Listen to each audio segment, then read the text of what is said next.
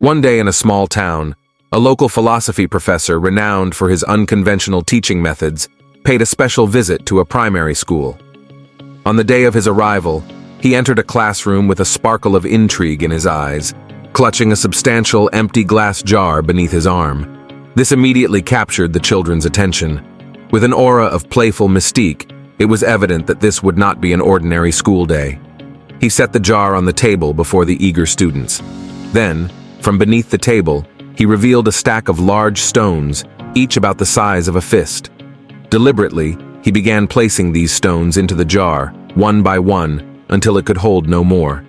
Turning to the class, he posed a question. "Is this jar full?" Observing that no more stones could fit, the students nodded in agreement and replied with a resounding, "Yes." To their surprise, the professor then produced a bag of pebbles. Pouring them into the jar and giving it a gentle shake, the pebbles, significantly smaller than the stones, nestled into the open spaces between them. Once again, he inquired, "Is this jar full now?" Some students began to grasp his point and hesitated, while many nodded in agreement, declaring, "Yes, now it's full." The professor then revealed a bag of sand and commenced pouring it into the jar. The tiny grains filled every remaining crevice between the stones and pebbles. For the third time, he asked, "Is the jar full now?" The students, catching on, responded, "Probably not." Finally, the professor took out a jug of water and poured it into the jar, saturating the sand. Only then did he affirm that the jar was indeed full. He gazed at his students and began to explain the metaphor.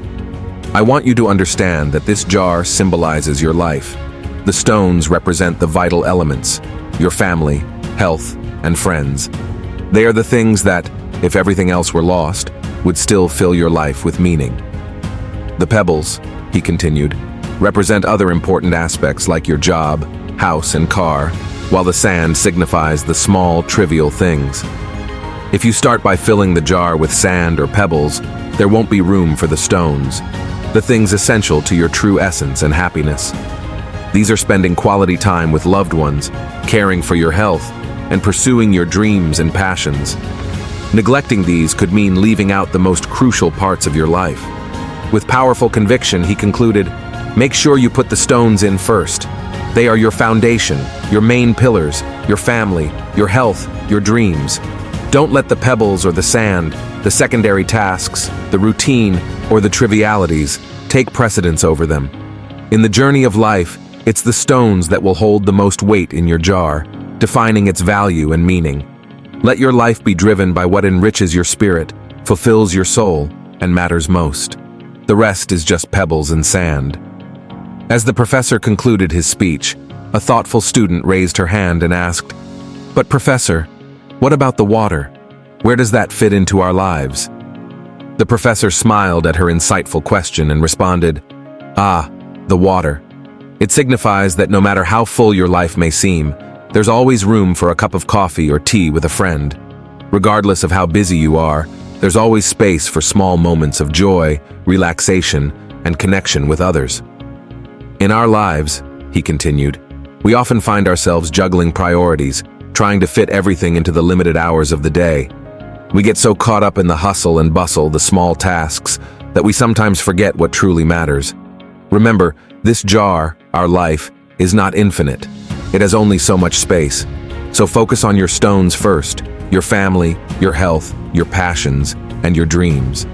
Take care of these precious stones first. Make time for those you love and care for. Nurture your physical and mental well-being. Pursue your passions fearlessly. And while you do that," he added, "never forget to make room for learning, growth, kindness, and the water. That's the unexpected, the unplanned. It's the coffee with a friend, the spontaneous laughter, the shared moments of joy. Even when life seems so full, there's always room for these. There's always space to connect, to relax, to simply be, the pebbles and the sand. They'll fit in around the important stuff. They're the tasks and responsibilities that are necessary, but shouldn't consume all your time or energy. They shouldn't crowd out the space meant for your stones. In the end," he concluded, "remember, it's not about having a busy life filled to the brim, but about leading a fulfilling life rich with experiences that truly matter to you. It's about not just counting the days, but making the days count. It's about balancing the stones, the pebbles, the sand, and the water in a way that enriches your life and brings you true joy.